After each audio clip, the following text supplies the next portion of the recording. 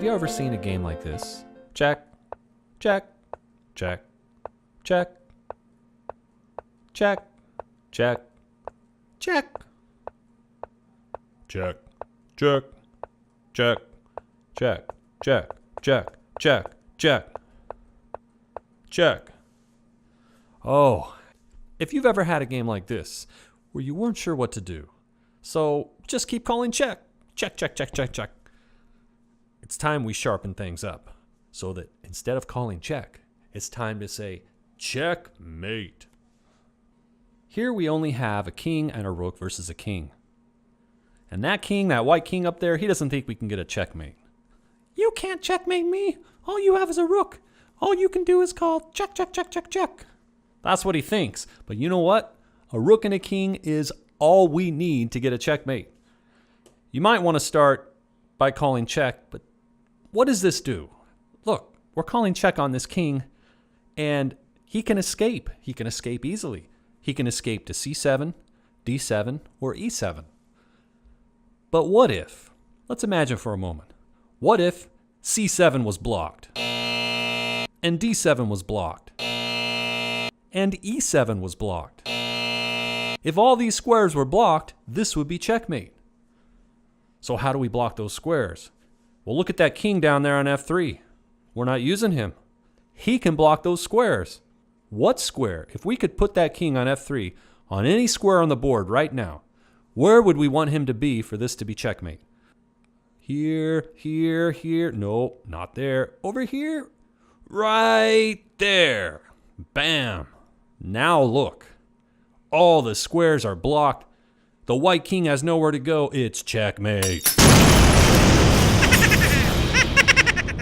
Here's another position. It's the exact same position except we're in the middle of the board instead of the edge of the board. What is so special about this position? Okay. This is the position you need to memorize to checkmate with a rook and a king. Notice the kings are directly in front of each other. They are in opposition. And we learned about opposition. And notice the rook over here is giving a check. When this happens, the king must go back.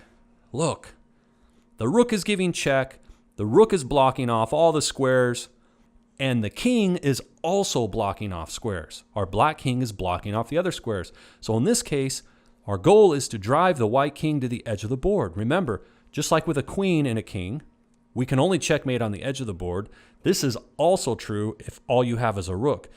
You've got to get the king to the edge of the board to get a checkmate. And the way to do that is to force him back. And look, he's forced back.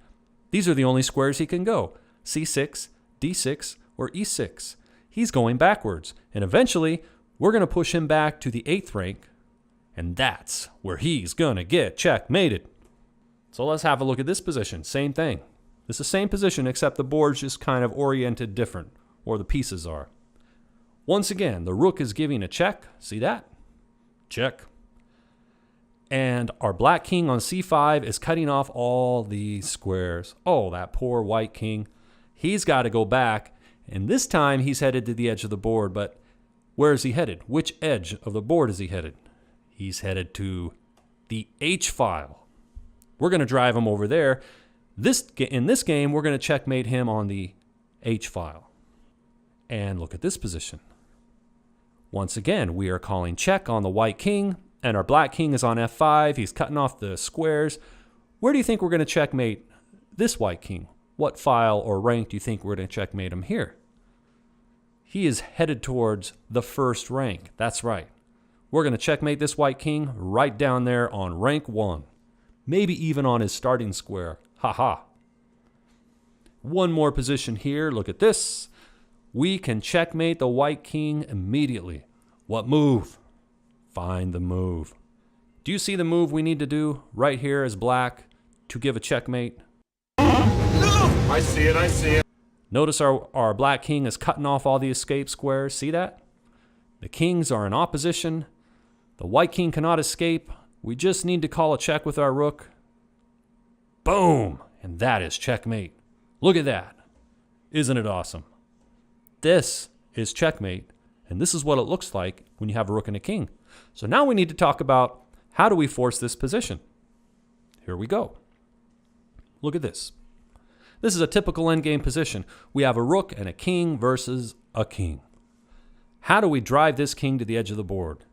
Well, you remember those positions I showed you where the kings are directly in front of each other in opposition and the rook is giving a check at the same time?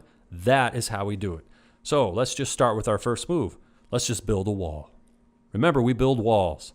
The rook builds this wall right in front of the white king. Boom, there it is. The wall is up. The white king is not getting through there. So where is the white king going to go from here? He might go to c5, he may go to e5. Do you think the white king would go to c6, d6, or e6? No way.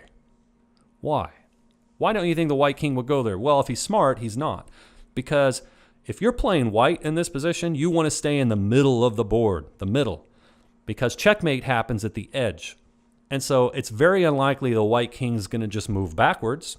Well, if he does, that's good. If he were to move back, we just move our rook up one. But if we assume the white king is smart, he's going to go to e5.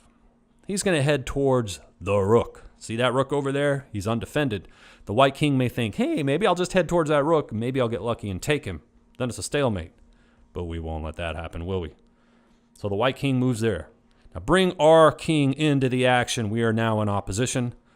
And he heads towards the rook. But right here, what do? Well, the right move, best move for us, is to swing the rook all the way to the other side of the board. Because we don't want the white king to take our rook. So, woo. There he goes. He keeps the wall in place. And now the white king moves directly in front of us. And here's the position. Look at this. Remember how we drive the king backwards? We're going to drive this king backwards because the kings are directly in front of each other. And now it's our turn. It's our turn. And that means we can deliver the check. Check. There it is. And now look at this. The white king must move back. So say he goes back to e6. In this case, let's say we brought our black king to e4. And the white king, he starts heading towards our rook. And we go right in front of him. And now maybe the white king is a little smarter. The white player says, you know, I remember last time I headed towards your rook. And you just drove me back. So this time I'm going to go back the other way. And then we go the other way. Now I'll go back. Okay, we'll go back. Now I'll go back again. Now hold on. If we move our king to e4, it is a stalemate. Because remember, if you repeat a position 3 times, it's a stalemate. So what's happening here? What's happening is the white player is a little bit smart now. He's saying, go ahead. What are you going to do? In this case, we don't want to be in front of the king because then he has the move and he's just going to move away. The way we do this is we want him to move in front of us. We want the white king to move directly in front of us so that it's our turn. And when it's our turn, we can deliver the check. That's how we move him back. So in this move right here, rather than us moving in front of him, we want to waste a move. Let's just waste a move.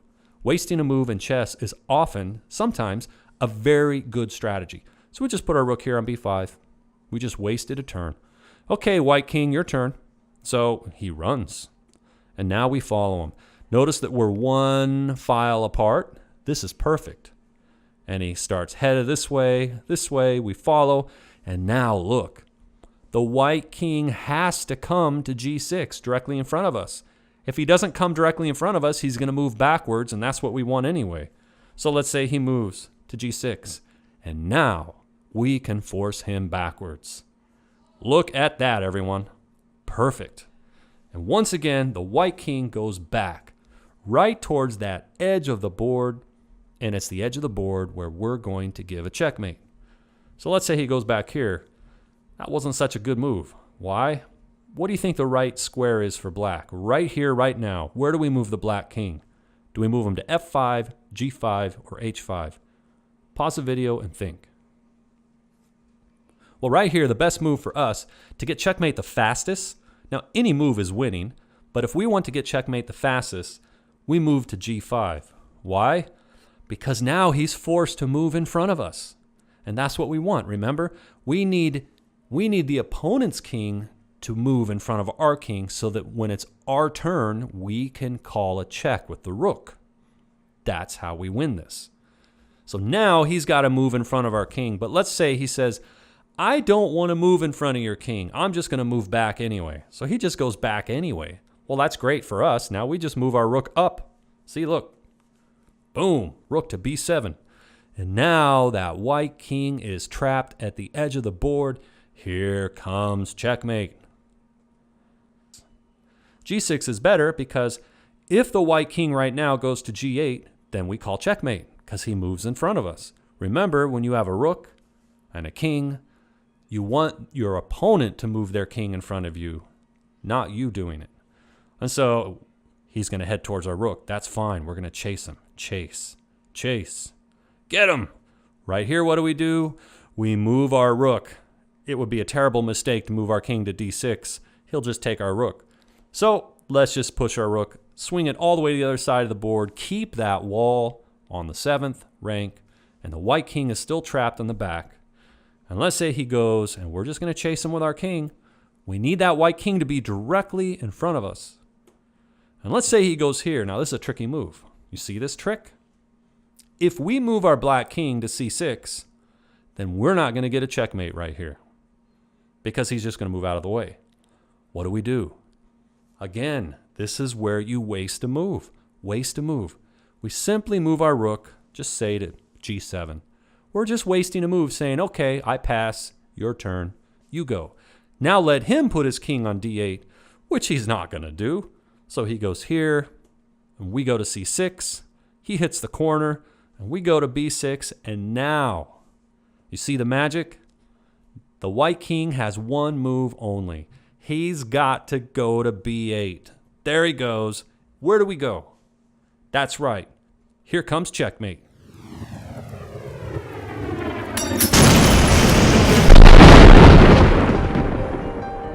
The rook is victorious.